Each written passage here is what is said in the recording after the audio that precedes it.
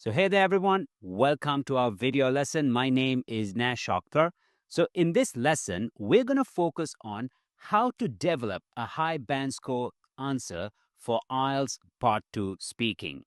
Now remember, when it comes to IELTS speaking, there are three parts. Part 1, questions about yourself. Part 2, which is a monologue, you will have 1 minute to prepare and need to speak for 2 minutes.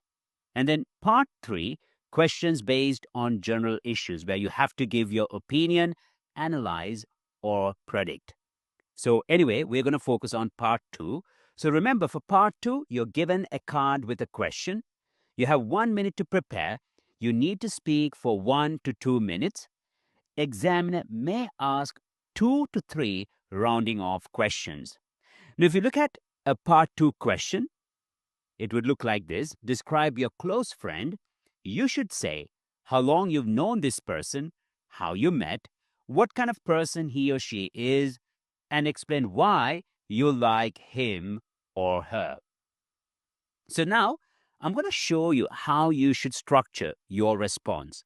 Now, since it's a monologue, you need to have a very clear structure.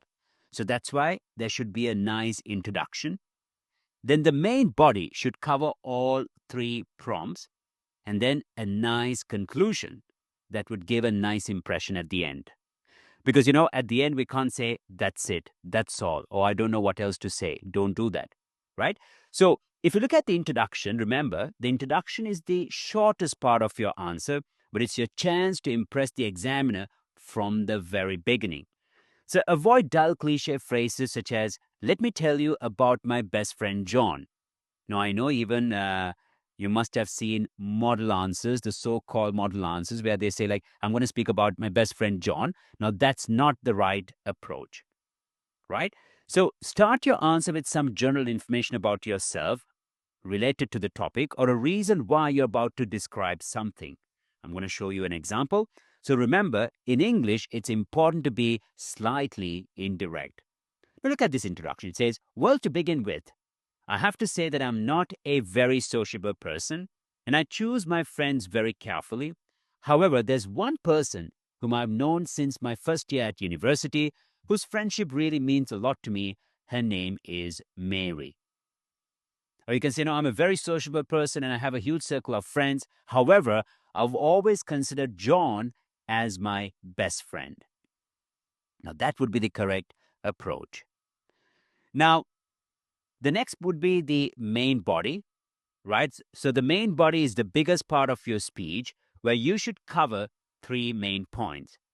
The parts or the paragraphs correspond to the points of your topic card, how long you've known this person, how you met, what kind of person he or she is.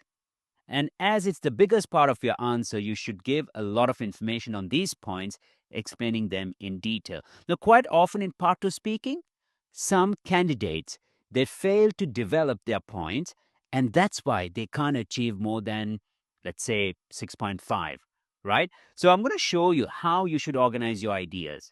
Now, look at the first prompt, how long you have known this person. You see, I have known John for over 10 years, and throughout this time, we've been through thick and thin together, which has made our friendship truly meaningful. We first met at a quiz competition where we were actually competing against each other. My initial impression was that he was somewhat snobbish, but as we started communicating, we quickly got along like a house on fire. Since then, our friendship has gone from strength to strength. You see, or let's say, if you have known your best friend only for a year, you can say, although I've known him only for a year, it's been an amazing experience. Or, although it's been only, although we have known each other only for a year, I must say, so far, it has been an amazing experience. Now, that's very important, not just for IELTS speaking, even when you're going to give a farewell speech one day, when you're going to speak about a person, right? So it's very important to elaborate your points. If you've known someone for 2 years, okay, what about that experience? How it has been so far? Now, that would help you. So that's why even when you plan your answers, don't try to write everything that you're going to say. think about what you're going to mention, write it down, and how you would develop. Okay, I've known John for 5 years, and throughout this time, we've been through ups and downs, and that's why our friendship is so strong. You see, the progression, how you met. So here, it has covered that point nicely. It says, we first met at a quiz competition where we were actually competing against each other. My initial impression was that he was somewhat snobbish, but as we started communicating, we quickly got along like a house on fire. Since then, our friendship has gone from strength to strength. Now, remember, when you come to that third point, use an organizing phrase like we have here. Regarding John's personality, now the prompt says what kind of a person he or she is. So instead of saying like, I'm going to speak about what kind of a person, don't do that. Rephrase it. Now, that would definitely increase your score because it's very important to rephrase in IELTS. So if you can do that, that would definitely make you stand out. And when you're speaking at a meeting or in public speaking, it's a very important technique as well, right? So this way, you are able to keep the audience engaged. So they know the follow through, like what you're saying. They'll be able to follow you. So regarding John's personality, I must say he's quite ambitious. There has never been a time when he's shied away from achieving his goals. On top of that, he's remarkably generous. Whenever someone is in need, John is often the first person to contribute, which is something I greatly admire about him. Now, if you look at here, we don't just speak about his personality, but we have elaborated every point. He's quite ambitious. Why? There has never been a time when he's shied away from achieving his goals. On top of that, he's remarkably generous. Why? Whenever someone is in need, John is often the first person to contribute, which is something I greatly admire about him. Your feelings. So, this is very important because quite often, even the ones who are fluent don't get this particular point. They just keep on adding points and then they become incohesive. So it's very important to come up with 2 points. Like, if you want to speak about his personality, maybe he's very generous, he's ambitious, he has a good sense of humor. So if he has a good sense of humor, what do you mean by that? Maybe he knows how to crack a nice joke and make people laugh around, and that's a nice thing. Then he becomes uh, the live wire. So if you mention points, elaborate, that's an important thing. Now look at the last one and explain why you like him or her. There are many reasons why I appreciate John's friendship, but what stands out most is that he is always a good shoulder to cry on. Whenever I'm feeling down, I know I can turn to him and he'll listen without judgment. Additionally, his great sense of humor ensures that we always spend quality time together, filled with laughter and enjoyment. So here you're covering that particular point, like why you like him or her. Why do you appreciate this person, right? So it's very important again to organize and then uh, develop those points and use linkers to connect your ideas. Now, when it comes to the conclusion is the final phase of your answer where you emphasize the importance of the thing you've been describing. So remember, it's a good chance to show your knowledge of such grammar features as conditionals or present perfect. So look at this conclusion. So to sum up, I'd like to say that I'm really happy to have such a friend. She plays an important part in my life. We've been through a lot, and I trust her completely. I just hope we'll remain close friends for many more years to come. Or, guys, you can say, I'm so blessed to have a friend like John because if he didn't exist, my life wouldn't be this colorful. So I hope that we'll remain friends forever. So that's how you need to end. When you end your speech, it should feel like you have completed your answer. So never end it by saying, that's it, that's all, I don't know what else to say, take it or leave it, right? You can't have that attitude. Now, I would also like to share a few tips with you all.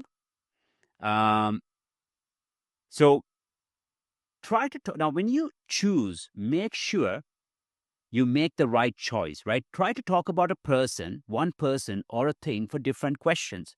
Now, what do I mean by this? Now, let's say if you have to describe your best friend, a person who has helped you, a person that you admire, a workmate, a schoolmate, don't try to think about a schoolmate that you haven't communicated for a long time. Maybe think about your best friend. So, what I'm trying to say here is make the right choice. Now, let's say you have to describe a famous building in your city. So, don't speak about a historical building that you haven't visited. Maybe everyone knows, but you don't know much about this building. So, if the question is a famous building, speak about the shopping mall that you visit regularly. Because quite often students they get stuck because they make the wrong choice. And then in the middle, they don't know what to say or how to build on those points. So make the right choice. That's a very important thing. Then I've already discussed how long you've known this person.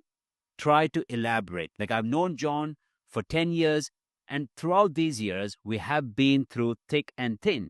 And that's why our friendship is really strong, right? So have that ability to elaborate that would definitely make you stand out. And I'm pretty sure it's not that difficult for you all. Another point is now, if you're A2, it could be an issue. But even if you have a good level, make sure that you show variety. Avoid using too many simple sentences like I like my friend, she's smart, she always helps me, we often spend time together, right? So that's going to make us sound very choppy and we cannot go beyond a band 5, 4.55, so that's not great. Then try to use uncommon constructions, but make sure it is natural. Now, never have I seen such a beautiful building. You can say, I've been to so many places, but never have I seen such a wonderful place. Or I've been to many cities, but never have I seen such a city which is really clean, or such a clean city, right? So that would definitely make you stand out. Then, had it not been for his advice, I would have made the wrong choice. So it's actually the inversion of the third conditional. Yes, it's very important to know all the conditionals, when to use them, and if you can use them effectively, that would definitely make you stand out. So the next point is organize your thoughts. Like to begin with, besides, on the other hand, in other words, despite, overall, as a result, because it's uh, very important if you want to achieve a very good score. So pay attention to that as well. So in general, guys, try to sequence your ideas logically. Use uncommon words, but be natural. Always focus on how you are going to end your speech. Even if you get lost, think of your end point. So what I'm trying to say here is that you need to plan your answer, your response. So think about what you're going to say for your introduction, how you're going to introduce. Then think about what you'll mention for every point and the conclusion as well. Now, sometimes if you feel like, okay, I kind of lost my thoughts, go back to your notes, see what you've mentioned, and then, continue. That's the best way forward. Now, since you have 60 minutes, sorry, 60 seconds, my apologies, 60 seconds, divide it into 4 quadrants. Like first 15 seconds, plan what you're going to say. Next 15 seconds, think about the vocabulary that you're going to use. Next 15 seconds, how you're going to deliver your answer with structures, expressions, complex structures. And next 15 seconds, revise those points. So you might feel like I just have 60 seconds and that's not going to be enough. But actually, if you prepare it properly, if you divide it into 4 parts, the first 15 seconds, think about what you're going to say. Next 15 seconds, the expressions you're going to use when you mention those points. The next 15 seconds, the structures you can use, like conditionals, where you would use the second conditional, and so on. And the last 15 seconds, try to revise your points. So, guys, I hope you found it useful. If you have questions, please leave them in the comment section. Tell me a part 2 speaking topic that is really challenging for you, and I'll be more than happy to discuss those topics as well. Until I see you guys again, have a great day.